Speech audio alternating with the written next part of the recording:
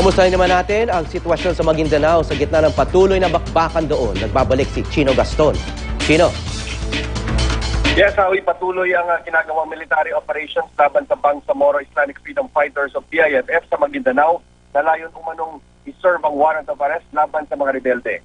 Inaasang magpapatuloy ang pagmaneuver ng isang batalyon ng Scout Rangers ng Philippine Army para ma-engage ang mga rebelde ngayong araw. Kahapon buong araw nagpaputok ng 105mm howitzers ang militar kung saan tinatarget ang mga posisyon ng BIFF. Hindi pa rin masabi sa ngayon ng militar kung ilan ang patay o sugatan sa panig ng mga rebelde. May mga ulat na rin tayong natatanggap na ilang sundalo na rin ang nasusugatan sa operasyon na pumasok na sa pangatlong araw. Samantala, itinanggi ng BIFF na sila ang nasa likuran ng pagsapog sa palengke ng Dato Piang kahapon ay kinasugat ng 2 sibilyan.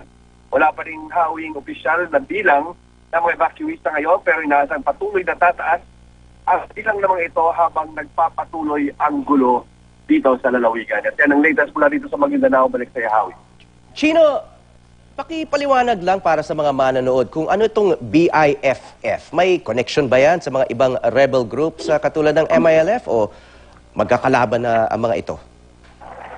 Hindi naman natin masasabing kalaban sila, Hawi. Bagamat ang background nga nito, ang Bangsamoro Islamic Freedom Fighters ay dating kasapi ng MILF na tumiwalag noong 2008 dahil sa kanilang pagtutol sa ilang probisyon dito nga sa ginagawang pag-uusap ng MILF sa gobyerno sa nangyayaring peace talks sa ngayon na sa ating chronology ay napirmahan na nga yung ika-4 na nilagdaang kasunduan dito sa tinatawag ng normalization na patungkol naman sa pagbabawas o pagtanggal ng armas nitong MILF na ilang dekada na ring armadong grupo at nakikibaka laban sa ating gobyerno.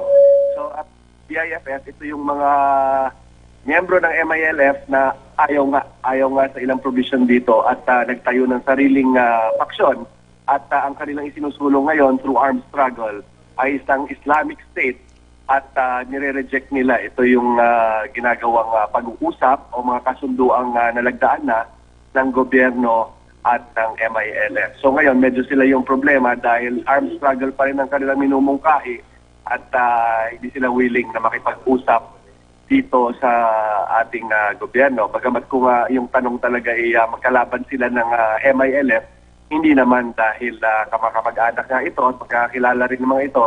And bukod dyan, ay isang teritoryo rin ang hawak nila sa ngayon. Hawi.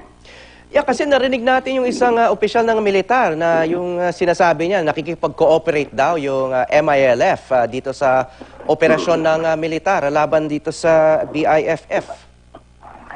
Tama ka dyan, Hawi, kasi batay nga sa kasunduan ng MILF sa gobyerno ay dapat talaga silang tumulong dito sa paghahabol ng mga private armed groups at mga lawless elements na ito na nga yung bansag ng ating gobyerno or turing ng ating gobyerno dito sa BIFF dahil panibagong grupo ito na hindi naman kinikilala ng anumang usaping pangkapayapaan.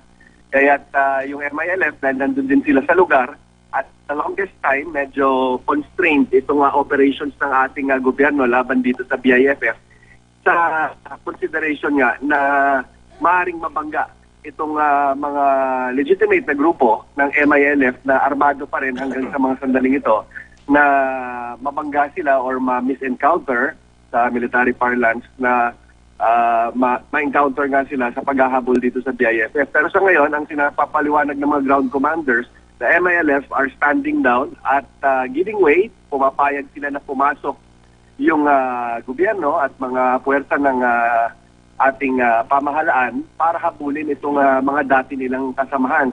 Well, whether ito'y magiging effective o whether ito'y napapatupad ng 100%, yan ang nasusubukan talaga sa ngayon. And many are saying na ito na nga yung parang test sa sincerity ng MILF kung willing na talaga sila to lay down their arms and cooperate with the government kahit pa ang tinatarget ngayon ay mga dati nilang kasamahan at hindi rin malayo na mga kamag-anak din nila dahil these guys come from the same place and hold the same territory and yung mga region nito mga to ay traditionally been living in these parts ng Maguindanao for generations. Chino, malaking grupo ba itong BIFF at hanggang Maguindanao lang ba ang teritoryo nito? Ang BIFF, umaabot na yan, no? Kung saan din dating may mga miyembro ang MILF, which is basically the big part of Mindanao. Yung mga kasapi nito, ito yung mga leaders o mga commanders na sumama dito sa pangunguna nung pagtiwalag ni Ameril Umbracato ng one of his brigade nung MILF dati. Ito yung pinaka-senior leader na umayaw nga sa kasunduan ng MILF at ng gobyerno noong 2008. So, we can assume na may mga sub-commanders at may mga supporters din itong si Ameril Umbracato in other parts of Mindanao na ganun din ang ginawa. Pero kung dito sa Maguindanao province, kung saan sinasabing highest yung number of concentration ng BIFF, I've heard figures ranging from 300 hanggang 1,000. Pero dahil hindi naman card-carrying members, so wala namang mga ID talaga yung BIFF na, nagpapakilala sila dahil wanted nga sila ng ating batas, ay mahirap mag-estimate. Pero the figure stands between 300 to 1,000 fighters daw sa ngayon, plus of course yung mga civilian sympathizers, Howie. Yeah. So si Kato ang pinaka-leader ng kilusang ito? So ngayon siya yung parang kinikilalang pinaka-senior, bagamat over the years kumina na sinasabi yung physical capability nitong mag-lead ng kanyang troops. Bagamat sinasabi nilang nandyan pa rin siya at kinikilala pa rin pinuno dahil wala namang nagpapakilala ngayon talaga na parang ito yung head nitong BIFF. Bagamat meron din silang spokesman sa pangangatawan nitong ni Abu Mistri. Pero yung structure nila ay medyo fluid sa ngayon at parang wala talagang organization to speak of. Although meron mga senior commanders like sila mga supporters ni Ameril Umbracato like sila Commander Bravo in the Lanao area and then of course si Umbracato dito sa Central Mindanao, particular dito sa Maguindanao. Yeah. Chino, kasi yung isang point ko lang, hindi kaya magiging katulad din ng MILF, itong BIF. Ibig sabihin, noong 1990s, habang nakikipag-peace talks ang gobyerno sa MNLF, lumalaban pa rin yung MILF hanggang lumaki ito at kailangan din makipag-peace negotiations ang gobyerno sa MILF.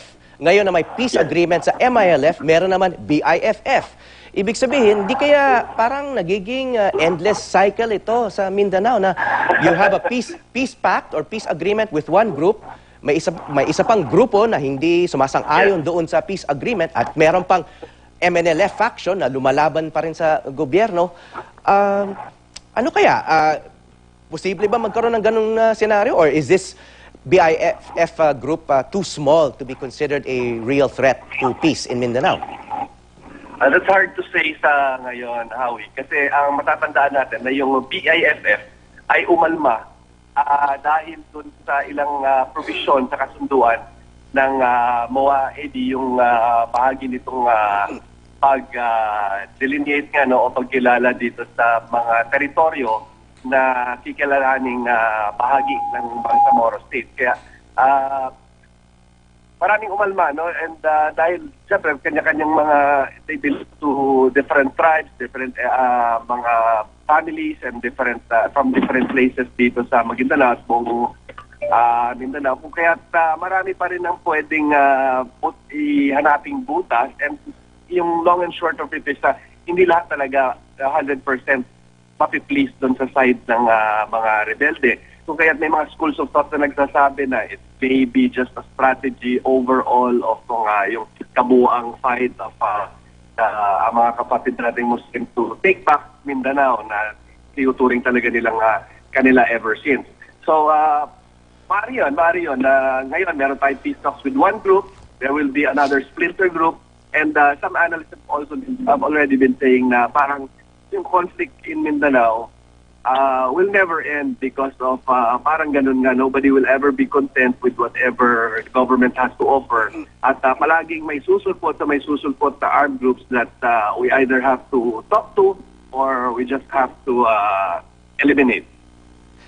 Unless, of course, matugunan talaga yung mga basic injustices at issues dyan sa Mindanao. At sana, yun na nga yung mangyari dahil dito sa bagong peace agreement ng gobyerno at ng MILF. Okay, maraming salamat, Chino Gaston.